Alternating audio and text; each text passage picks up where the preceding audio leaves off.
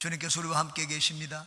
하나님이 함께 하시니 오늘도 주님께서 우리에게 좋은 것 주실 줄 믿습니다. 오늘은 변화라는 제목으로 말씀의 은혜를 나누겠습니다. 예수님을 믿으면 변화가 일어납니다. 예수님을 만난 자들은 다 놀라운 변화를 체험했습니다.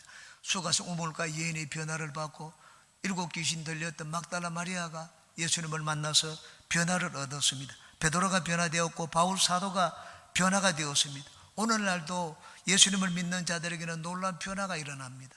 저는 변화가 되었습니다. 여러분도 예수님을 믿고 난 다음에 모두가 다 크고 작은 변화를 체험을 했습니다. 예수님을 믿으면 어떤 변화가 일어납니까? 그리고 기독교인에게 진정 일어나야 될 참된 변화는 무엇입니까? 오늘은 여기에 대해서 세 가지를 같이 살펴보므로 하나님의 은혜를 나누겠습니다. 첫째, 우리에게 일어난 가장 큰 변화는 영적으로 다시 태어난 변화입니다. 이것을 중생이라고 합니다. 5절입니다. 우리를 구원하시되 우리가 행한 바 의로운 행위로 말미암지 아니하고 오직 그의 긍휼하심을 따라 중생의 씻음과 성령의 새롭게 하심으로 하셨나니 라고 했습니다. 중생의 씻음과 라고 했습니다. 중생이란 다시 태어난다는 말입니다. 우리 죽었던 영혼이 다시 태어나는 것을 중생이라고 합니다. 육으로 한번 태어나고 우리 영혼이 살아가지고 하나님의 자녀가 되는 것, 이것을 중생이라고 말을 합니다. 중생하기 위해서는 다른 것이 필요하지 않습니다. 예수님을 믿기만 하면 됩니다. 예수님을 믿는 믿음 외에 어느 것도 우리를 하나님 앞에 살리지를 못합니다. 선한 행위로 하나님 앞에 설 수 있는 자는 아무도 없습니다. 바울 사도는 여기에서 분명하게 말씀을 했습니다.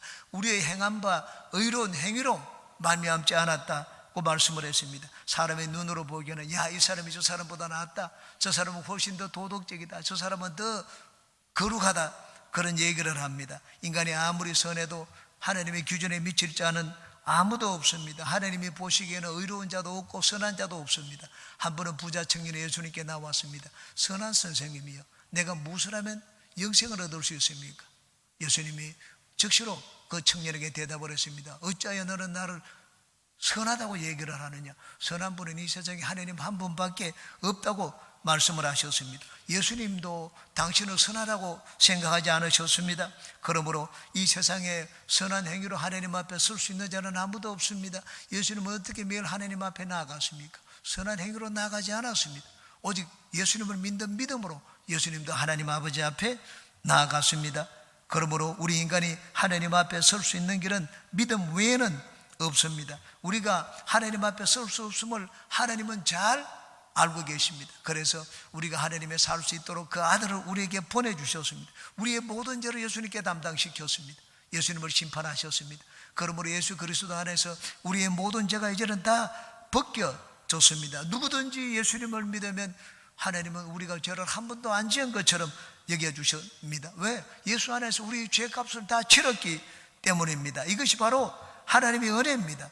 하나님이 우리 스스로 죄를 씻지 못함을 아시기에 예수 그리스도를 보내어서 예수님의 피로서 우리의 모든 죄를 씻어 주셨습니다. 왜 그렇게 하셨습니까? 우리를 아시기 때문입니다. 우리의 착한 행위로 하나님 앞에 설 수 있는 자가 없음을 아셨기 때문입니다. 이것이 하나님의 긍휼입니다.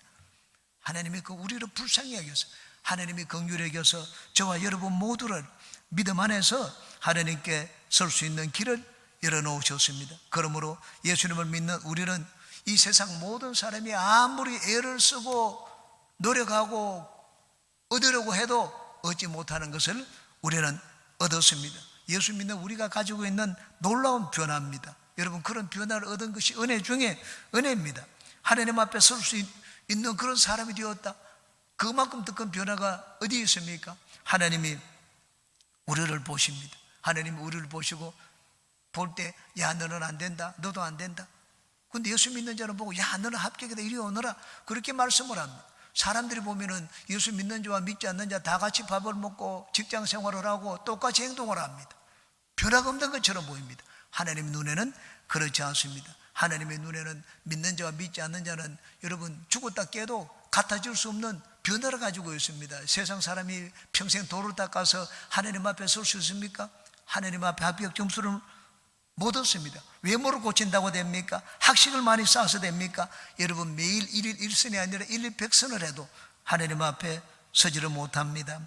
여러분, 하나님이 보실 때, 야, 너는 합격이다, 너는 진짜 저 사람과 다르구나. 하나님이 보시기에 제일 큰 변화는 중생하는 것입니다. 사람이 보는 것과 다릅니다. 중생의 변화는 존재적인 변화입니다. 죽은 자와 산 자는 차원이 다릅니다. 여러분, 죽은 자는 무덤에 있고 살아있는 자는 바로 저와 여러분은 이곳에 있습니다. 죽은 자가 사는 곳이 다르고 살아있는 자가 사는 곳이 다릅니다. 영적으로 살아있는 자와 영적으로 죽은 자도 마찬가지입니다. 영적으로 살아있는 자와 영적으로 죽은 자가 나중에 가는 곳이 다릅니다. 그들의 삶이 다릅니다. 예수님을 믿는 사람과 믿지 않는 사람이 겉으로는 똑같은 사람같이 보이지만 사실은 그 존재하는 차원이 다릅니다.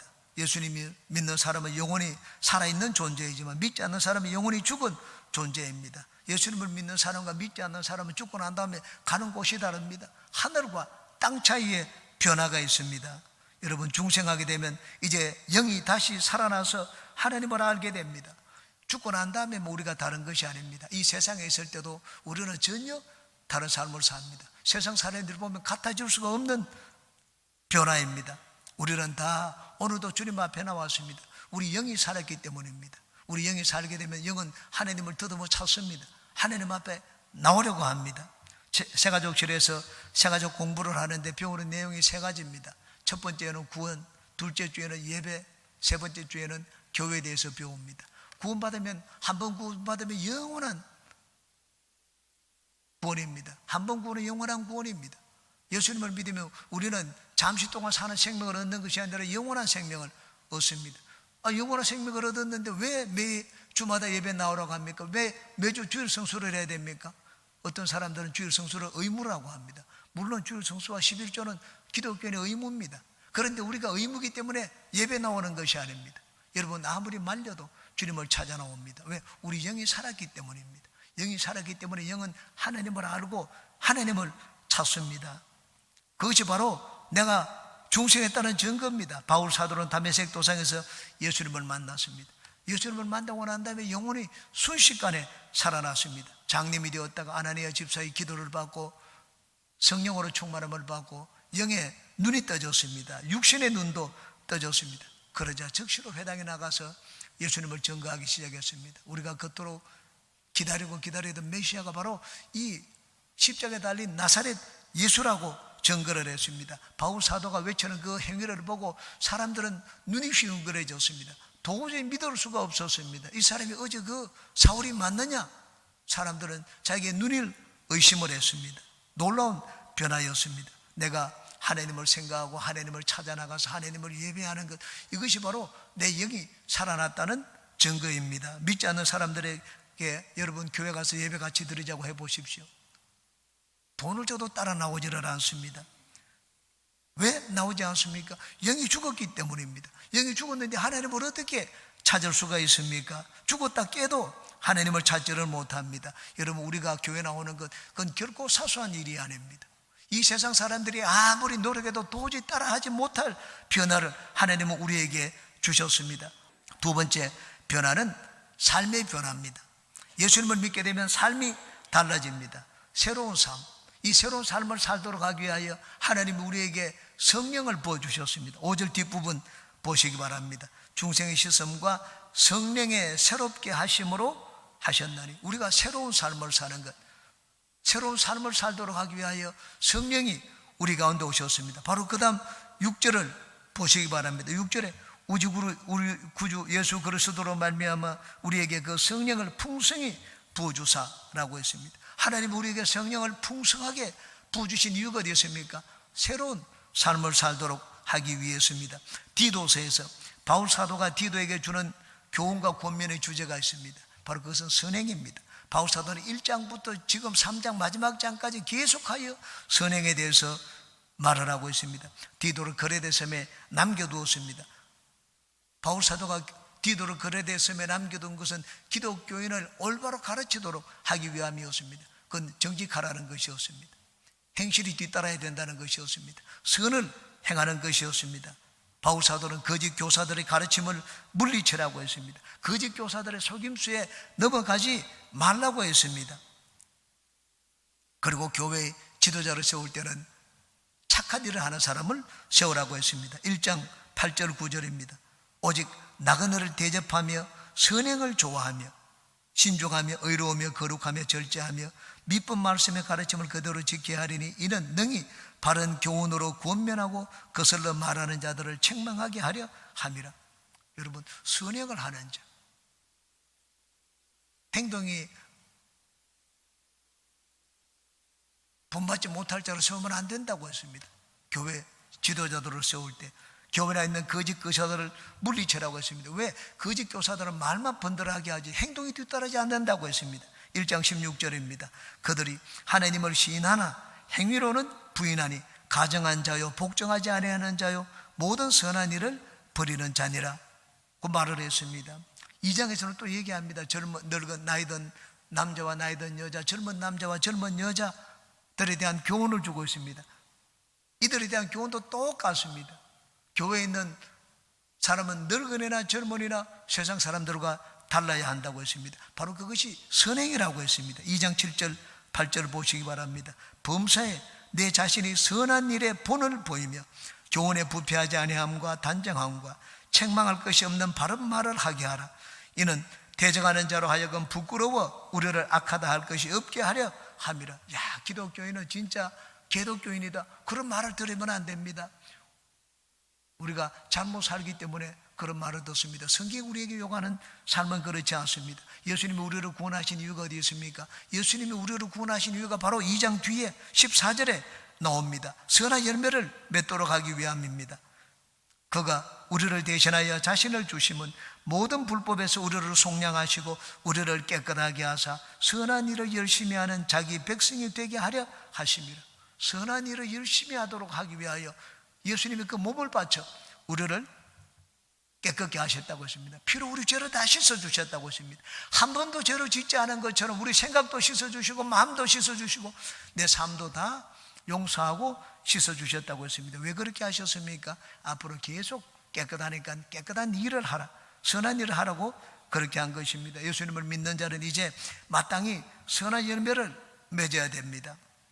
하나님의 백성은 선한 성품을 세상에 보여야 됩니다. 그것이 바로 하나님의 구원에 대한 마땅한 보답입니다. 예수님 말씀을 하셨습니다. 너희 빛을 세상에 비추게 하여 너희 착한 행실로 하나님께 영광을 돌리게 하라고 말씀을 했습니다. 이제 3장입니다. 3장에서도 1절에 시작할 때부터 바울사도는 착한 일을 하라고 말을 하고 있습니다. 1절입니다. 너는 그들로 하여금 통치자들과 권세 잡은 자들에게 복종하며 순종하며 모든 선한 일 행하기를 준비하게 하며, 뒤에 8절도 마찬가지입니다. 이 말이 밉보도다. 원하건대 너는 이 여러 것에 대하여 굳세게 말하라. 이는 하나님을 믿는 자들로 하여금 조심하여 선한 일을 힘쓰게 하려 함이라. 이것은 아름다우며 사람들에게 유익하니라. 선을 끼쳐야지 사람들에게 유익을 줄 수 있다는 말입니다. 그러므로 예수님을 믿는 자는 삶이 달라야 됩니다. 선한 일을 행해야 됩니다. 선행에, 물론 우리는 선행으로 구원받지 못합니다. 그렇지만 구원받은 자는 반드시 선한 열매를 맺어야 됩니다. 우리가 선한 열매를 맺기 위해서는 무엇보다도 성품이 바뀌어져야 됩니다.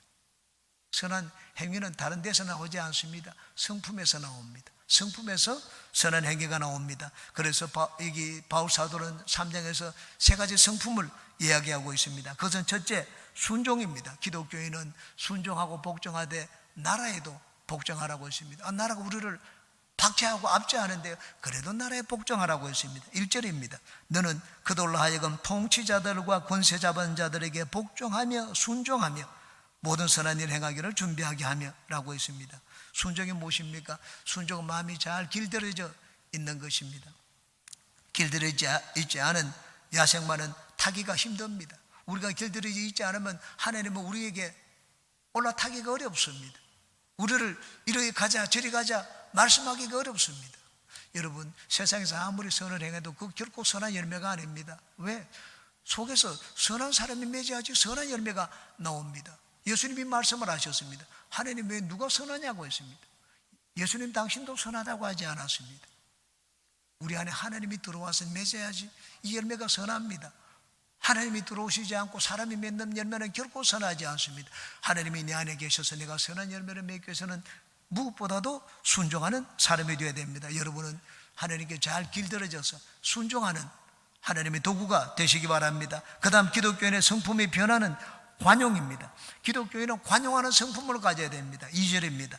아무도 비방하지 말며 다투지 말며 관용하며 라고 했습니다. 관용이 무엇입니까? 관용은 너그러운 성품을 말합니다. 상대방이 허물이 있더라도 그것을 받아주고 내가 조금 양보하는 것, 이게 관용입니다. 2절에 관용을 설명하면서 이렇게 하는 것이 아니고 저렇게 하는 것도 아니라고 했습니다. 앞에 보십시오. 아무도 비방하지 말며 다투지 말며 관용하며 라고 했습니다. 그러므로 관용하기 위해서는 상대방의 허물을 덜추어내면 안 됩니다. 뒤에서 거기 다른 사람에 대해서 나쁜 말을 퍼뜨리면 안 됩니다. 관용이라는 것은 허물이 있더라도 그냥 받아주는 것입니다. 내 마음에 들지 않더라도 그냥 받아주는 것입니다. 여러분, 자식이 자기 마음에 듭니까? 자식이 마음에 드는 분이 없을 것입니다. 그런데 우리는 자식을 다 먹여주고 적어주고 집에서 교육시켜주고 다 길러줍니다. 왜 그렇게 합니까? 관용하기 때문입니다. 내 마음에 들지 않더라도 받아주는 것입니다. 또 관용은 다투지 않는 것입니다. 다른 사람과 다투게 되고 막 시시비비를 가리고 네가 잘났느냐 내가 잘났느냐 양보하지 않으면 다른 사람과 화평한 관계를 가질 수가 없습니다. 관용하기 위해서는 다른 사람과 화평한 관계를 가져야 됩니다. 예수님도 말씀을 하셨습니다. 하나님 앞에 예물을 드리다가 형제에게 원망 들을 만한 일이 있는 줄로 생각나면 예물을 제사를 그만두고 먼저 가서 형제와 화해하라고 했습니다. 형제와 화목하고 난 다음에 와서 예물을 드려야지 하나님이 받으신다고 말씀을 했습니다. 그러므로 관용은 내가 막 시시비비를 가지고 내가 더 옳다 왜 그렇게 했느냐 따지질 않는 것입니다. 옳은 줄 알지만 그냥 내가 양보하는 것입니다. 강릉에 여러 곳에서 이 회전 로타리가 많이 생기고 있습니다. 처음 회전 로타리가 생길 때 거기서 사고가 여러 번 나는 것을 보았습니다. 왜 사고가 납니까? 법을 잘 안 지켜서 그렇습니다. 회전하는 차가 우선입니다. 그러므로 다른 차가 회전할 때 내가 멈춰야 됩니다. 양보를 해야 됩니다. 양보를 하면 좀처럼 사고가 나지 않습니다. 왜 사고가 납니까? 내가 양보하지 않으려고 하기 때문에 사고가 납니다. 그러면 충돌이 일어나고 언성이 높아집니다. 우리 인간관계에서도 마찬가지입니다. 인간관계에서 내가 언성을 높이지 않고 잘 지내기 위해서는 관용해야 됩니다. 관용은 다른 것이 아닙니다. 양보해야 됩니다. 내가 내 주장을 다 얘기를 하고 내 것을 끝까지 고집해서는 어느 누구와도 같이 손잡을 수가 없습니다. 여러분은 사람과의 관계를 맺고 사는 모든 곳에서 항상 관용하는 태도를 보이시기 바랍니다. 그 다음 세 번째, 겸손해야 됩니다. 2절 뒷부분입니다. 범사의 온유함을 모든 사람에게 나타낼 것을 기억하게 하라고 말씀을 했습니다. 온유함이라는 것은 부드러움을 말합니다.